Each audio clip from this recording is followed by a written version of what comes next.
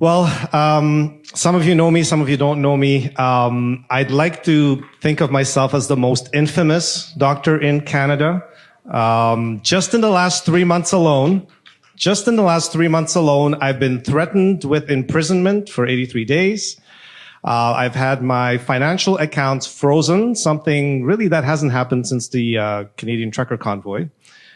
So right now, my financial accounts are frozen by the Alberta government and Alberta Health Services. I'm being extorted for about $140,000.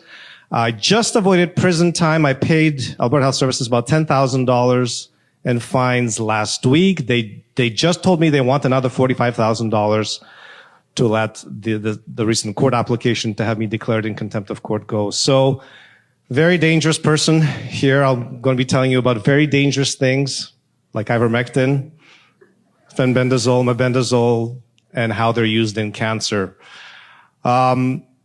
It's funny. The persecution of doctors has just been absolutely unbelievable. You guys have some heroes here in British Columbia, Dr. Charles Hoff, Dr. Stephen Malthouse, in the house here.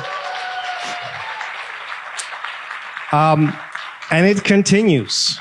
It still continues. We're still being persecuted for raising concerns, for talking about harm from the vaccines, for example, which is still going on. I just testified at the National Citizens Inquiry in Edmonton a couple of days ago on kids who are vaccinated who are now getting cancer. It's starting to show up. There's not a lot of numbers yet, and it's going to be denied for years. And I'm seeing these kids. I have some of them as patients of mine already. It's happening. And that's what I was talking about the first 2 years of the pandemic. I was talking about the died suddenly phenomenon. I was talking about the turbo cancer phenomenon, people developing extremely aggressive cancers after taking the COVID-19 vaccines. And I spent 2 years talking about that. I lost my Twitter account. I was banned from Twitter by the previous Twitter management. And in the last couple of years, I've shifted focus to solutions and how can we treat some of these injuries and these conditions. Because you can only talk about harm so long. I get it. Everyone's tired of it. And I think everyone gets it by now. These jabs have been absolutely destructive. Everyone knows someone who's had a heart attack, a stroke, blood clots, all kinds of autoimmune diseases, neurological diseases, and cancer. And there's been a huge explosion of cancer. And that's what I'm dealing with right now. Right now, I'm running the largest ivermectin cancer clinic in the world. I've got over 1,000 patients. In fact, I can't tell you how many patients I have because the college has already threatened me and said they're going to come after me every which way possible to try to stop me. They actually told me to take down the title doctor and MD from all my social media accounts. They said, we're going to come after your social media accounts. That was on February 10th. On February 14th, my Twitter account was hacked. It was taken over by hackers from Montreal. They started selling crypto coins. So there's a crypto coin of me out there somewhere. They actually hacked Dr. John Campbell at the same time because I did an interview with Dr. John Campbell about cancer and ivermectin. And we were both hacked by the same group within 2 weeks of that interview. Fortunately, that interview is still up on YouTube, and it's a great interview. I recommend you to go see it. I think he's still locked out of his account. I managed to get my Twitter account back, but the morning of the 18th, February 18th, the hackers had actually deleted 44,000 of my Twitter posts. They deleted everything about Alberta Health Services, the corruption that's going on in Alberta. They deleted all my ivermectin posts, cancer posts. And that day, I managed to just get my account back. Twitter restored all of my posts. And 2 days later, I was notified that my financial accounts were frozen and the Alberta government started raiding my financial accounts. So my Stripe account is frozen. They're raiding my accounts for over $140,000. This is going on in Canada. Like, this is going on out in the open. And I think Mark Carney was on the board of Stripe, as on the board of directors, if I'm not mistaken. So there's that connection there too. What I wanted to talk to you about tonight a little bit was repurposed drugs, and repurposed drugs specifically centering on ivermectin. Ivermectin really is kind of a miraculous drug. It really did work for COVID-19. It works for influenza. So if we ever get hit with influenza H5N1, the next pandemic, it's going to work for that. Have some in the cupboard. But it's just incredible the conditions that ivermectin works for. And I've discovered a lot of this by accident. Some of it is preclinical literature. Some of it is just people sending me testimonials, things that they tried. I had patients taking ivermectin for cancer and their psoriasis cleared up, right? Their Lyme disease was cured. And the conditions, they had chronic Lyme they were suffering from Lyme arthritis for decades, and a few weeks of ivermectin and that cleared up, right? And so there's this whole body of research with repurposed drugs out there, and people are getting all kinds of incredible relief, including in cancer, including stage 4 cancer. And that's just what I'm going to talk to you briefly about tonight. So ivermectin, if we look at what is a repurposed drug, the repurposed drug is a drug that was designed for one purpose and has been discovered for work against something completely different. And now you take that drug and you just use it for something else. And so it's sort of off-label use. And if we look at just, let's say, topical ivermectin, the horse paste. Let's start just with horse paste. The ivermectin paste, ivermectin cream, is actually FDA approved for the treatment of rosacea. A lot of people don't know that, but ivermectin cream is actually FDA approved. Your dermatologist can prescribe it. Now, of course, the doctors hesitate to prescribe it, but it's a 1% ivermectin cream. You could treat rosacea. The ivermectin horse paste is actually 1.87%, so it's stronger. It's almost twice as strong. You can literally use it for any inflammatory or autoimmune skin condition. It'll treat cystic acne, which is the worst possible acne you can have, and it'll clear it completely. It'll clear eczema. Like I said, in many cases, it will clear psoriasis. But most impressive of all, it will clear skin cancers. And I now have tons of testimonials from patients who had either basal cell carcinoma, squamous cell carcinoma, melanoma. They started applying the horse paste twice a day. Within a couple of weeks, you see the skin lesions start changing. You can see it. Just after a couple of weeks of application, the lesion starts changing. It starts getting smaller. And after a month or two, it may fall off completely and it's gone. You can treat any skin cancer with ivermectin paste, the horse paste, the $8-9 horse paste that, you get at whatever, veterinary supply. And I've had I had one patient, for example, who was putting ivermectin on a tongue cancer, and she could actually feel the lesion start. And it was her doctor who actually wrote to me and said, this patient, she feels her lesion shrinking because she could feel it in her mouth because the lesion was on the tongue. She could feel it every day. After a few weeks, the lesion she could feel it shrinking. You could apply it to breast lumps. And women have reported to me breast lumps shrinking. Even benign lesions like lipomas or all kinds of cysts. Just apply the ivermectin paste and you can see these things shrinking as the ivermectin gets absorbed through the skin. So, the topical ivermectin is a wonderful thing. Get some horse paste, stock up on it, get like 10 tubes. You can literally get the 1% ivermectin cream from India Mart for $2. $2 US. I ordered 30 of them at a time just to make the shipping worth it from India. But it's an incredible thing. And you can, if you get a bunch of tubes, you could give it to your neighbors, you could give it to your loved ones. It's simple. It's simple, and the family doctors are afraid of it. They assume fetal position when you talk to them about this. Seriously. And so, now switching to oral ivermectin, certain autoimmune conditions respond to ivermectin. And the ones that I've seen, rheumatoid arthritis will respond to ivermectin.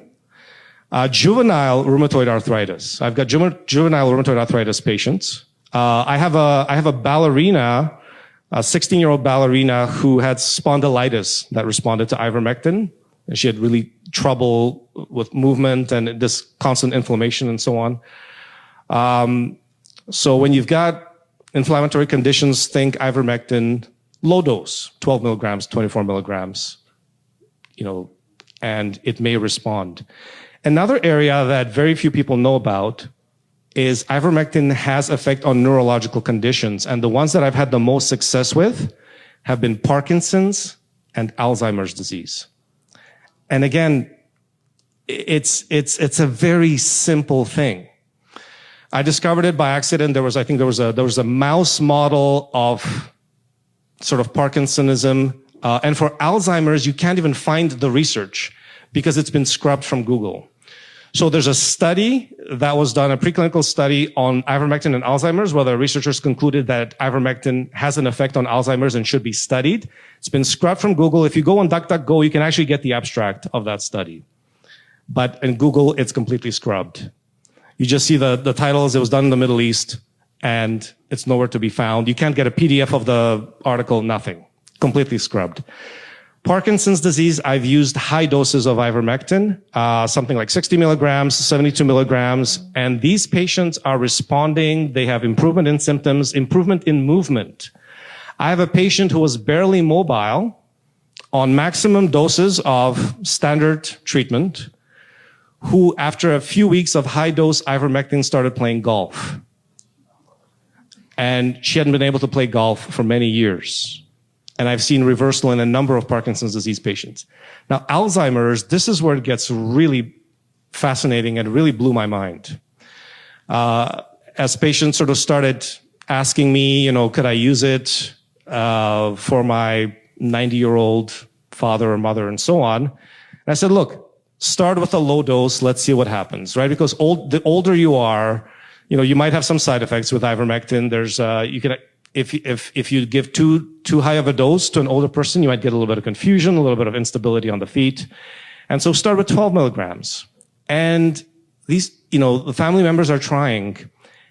And some of these patients are recognizing family members after just a couple of doses. They're recognizing family members they haven't recognized in years. Their memories are coming back. So they start reminiscing. They remember things. Their cognitive ability starts to come back. Literally just 12 milligrams, 24 milligrams of ivermectin for a few days, 4 or 5 days. Just try it. And I tell people, just try, report back to me. And I had one patient who was actually taken off hospice because they were doing so well. It's just incredible. And people tell me, they get this precious time back with their loved ones. And especially with someone who's, been suffering from Alzheimer's for many years, you feel like you've lost your loved one. And then suddenly they're back. They say, my grandma's back. She's got her sense of humor back. Her memories are back. And this is literally with a couple of pills of ivermectin. Safe, zero risk. And the moments that the family gets back are so precious. You can't buy it. It's incredible. And so I always say, give it a shot, just give it a try, just a little bit. Patients who are sort of bedridden, not responsive, suddenly the next day they're up and about, they're eating pudding. It's just unbelievable stories. And I share all these stories on Twitter. I share them on Substack, and I highly encourage you to have a look at them sometimes. So ivermectin in neurological diseases, specifically Parkinson's and Alzheimer's. But it's really the cancer is where I've been focusing a lot of my work, and most of my patients are stage 4. Unfortunately, people come to me very late. Now, when they come to me early, I'll tell you what happens. I get breast cancer patients. They'll come to me early. They come to me before surgery, and they say, look, I've got mastectomy, but it's like 3 months from now, 4 months from now. I've got a 6-centimeter tumor. I've got a 7-centimeter tumor. So I put them on ivermectin and another antiparasitic. I use 2 antiparasitics, ivermectin and fenbendazole, or ivermectin and mebendazole. Fenbendazole and mebendazole are almost identical. One is FDA approved. The other one is a dog dewormer. They are virtually identical. And so you could argue that I'm putting patients on a horse dewormer and a dog dewormer. And believe it or not, stage 4 cancers are responding to the point where I've got dozens of patients who are now cancer-free. And this is not yet. And these are not just, these are pancreatic cancers. These are ovarian cancers. These are cholangiocarcinomas. These are stage 4 melanomas. Like these are not easy cancers. These are difficult cancers. These are cancers that oncologists will tell you are incurable. So if you come to me early, and you've got a 7-centimeter breast tumor, and God knows when you're going to have your surgery, I put you on ivermectin, I put you on mebendazole, and 2-3 months later, I've had this happen several times. That's why I'm sharing it with you. Patient goes for their surgery, and instead of a 7-centimeter tumor, they find a 2.5-centimeter tumor or a 3-centimeter tumor. That tumor has shrunk by half in a matter of 2-3 months. Now, maybe if we had kept going for another 3-4 months, maybe that tumor would have cleared completely. But I can't tell patients, don't do surgery, don't do chemotherapy, don't do radiation therapy. I never tell anybody that. Get all the information you can from your oncologist, make your decision, and then you can add ivermectin to your treatment if you want. But if you come early, these tumors are shrinking. Same thing with prostate cancer. I had a patient who had 1.5 centimeter prostate tumor, took ivermectin and fenbendazole for 5 months, did a repeat MRI scan, clear, tumor's gone. And he could see the PSA start coming down as he's taking these 2 repurposed drugs. And they're cheap. And this is the problem. Ivermectin went off patent in 1996. Fenbendazole went off patent in the early 90s. You can get generics, again, India Mart, Indian pharmacies for less than $1 a pill. Usually ivermectin you can get 10 cents a pill. Fenbendazole, mebendazole, 20 cents a pill. Now you have to get them through customs, and this is where it's a problem, especially in British Columbia, because in Richmond, BC, they are ripping apart packages like they are expecting to find gold that they can confiscate, or, fentanyl they let through, but they are, I'm telling you, they are on patrol just looking to strike gold with that ivermectin in the package so they can confiscate it and probably take it home and use it themselves. But that's becoming a serious issue now, is that they're confiscating packages really of people who are just trying to treat, maybe they're trying to treat Parkinson's, maybe they're trying to treat cancer, and they're confiscating these packages, especially in BC. In Mississauga, they're going through. I can see it on the tracking. But here, they're on extra duty trying to confiscate these drugs, basically trying to make sure cancer patients don't have access. And it's just absolutely disgusting. Now, the thing is, the topic is blowing up. Last year, a group of us published the first paper, peer-reviewed, of using ivermectin and fenbendazole and mebendazole in cancer. We proposed protocols. It was myself, Dr. Paul Merrick, and a group of other researchers. There's more papers coming. This is blowing up. I did treat one of Mel Gibson's closest friends. I had no idea he was going to be on Joe Rogan talking about it. And so he went on and he told Joe Rogan that he had 3 friends who were stage 4, who are now cancer-free. And so he kind of brought it into the spotlight. And I think Joe Rogan's had a couple of other people on who've had similar stories of sharing stage 4 cancers that have been cleared with ivermectin and these repurposed drugs, ivermectin, fenbendazole, antiparasitic drugs.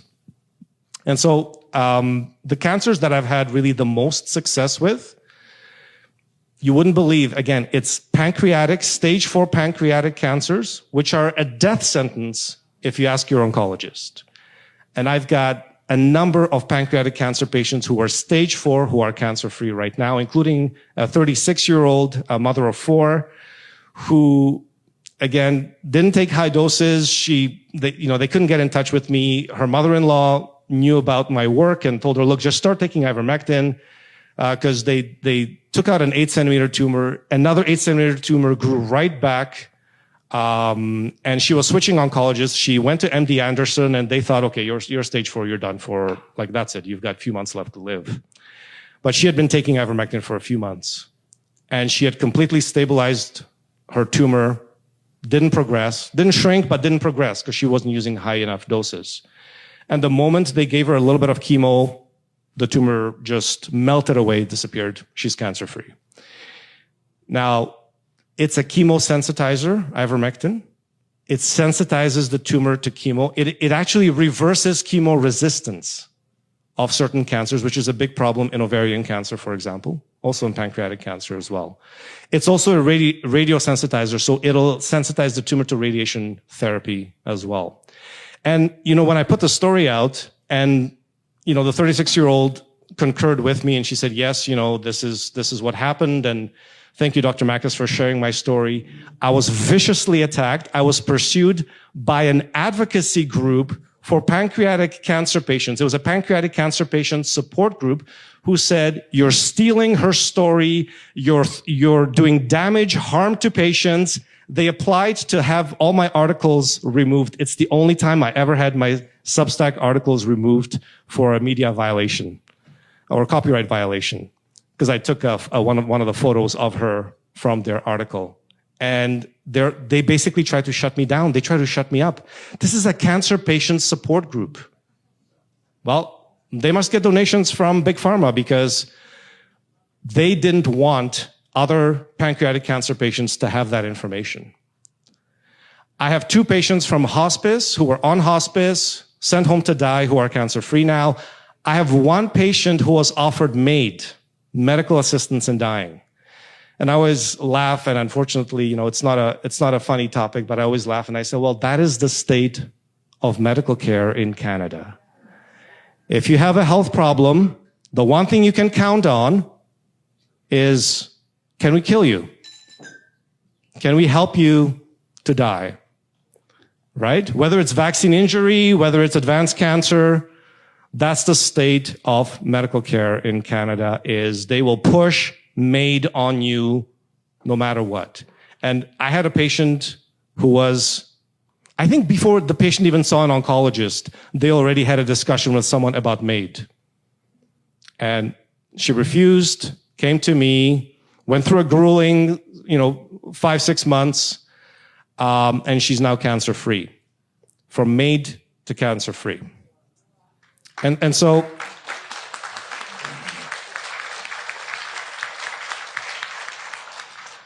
I'll be honest with you, this is a topic that's going to keep exploding. And you don't have to forego chemo, you don't have to forego immunotherapy. You can literally add it to your chemotherapy regimen, add it to your immunotherapy regimen, add some ivermectin, just look into it, read up on it. Joe Rogan's following me now, and hope maybe I'll get on his show and blow this thing wide open. I've a number of inner circle members of RFK Jr.'s team I'm in touch with as well. There's about 7 states right now that I think have proposed legislation to make ivermectin over the counter. It will be made over the counter in the United States. I guarantee it. It's going to be less than a year. It's going to be available over the counter across the United States. I don't know what's going to happen in Canada. I don't even know if I'm going to be able to stay in Canada. Because like I said, at the point, when you're at the point where they're threatening you with prison time and freezing and raiding your bank accounts, might be time to go. I mean, I don't want to leave Canada. I mean, I immigrated communist Czechoslovakia to come here, and I love Canada, and I don't want to leave. But I'm getting a lot of pressure put on me. So I just wanted to share some of that with you, what's been going on. If you didn't know that this is a thing, that you can actually treat stage 4 cancers. Literally, I'll tell you one last story, because I know I'm probably over time. I had a frantic couple reach out to me. It was actually friends of Dr. Mark Strozzi. Frantically reach out to me, and they said, my husband had melanoma. I think it's come back. His liver's full of it. Like, the liver's more tumor than anything else. And he's in liver failure, and the doctors told him he has 2 days to live. And I put him on sort of low to medium doses of ivermectin, fenbendazole, and mebendazole together. The doctor said, like, this is like, you've only got days to live, and we'll put you on some kind of, anti-cancer medication, but it literally has 1% chance of success. And he stabilized. 2 months later, they repeated the liver scan, and I think there's only one small tumor left. And the liver has completely cleared of tumors. And the doctors told him you have 2 or 3 days left to live in this situation. So it's never too late. It's never too late. Don't give up. There's always options. Oncologists are not allowed to give you these options. They're not permitted to offer you anything other than the chemotherapy or immunotherapy regimens that are very expensive and very profitable. And I always ask my cancer patients, can you think of one cancer treatment that your oncologist has offered that is cheap? And nobody can, because oncology is always about money. But always think outside the box. And if you do, you will always have a better chance than if you blindly follow your oncologist. Thank you very much.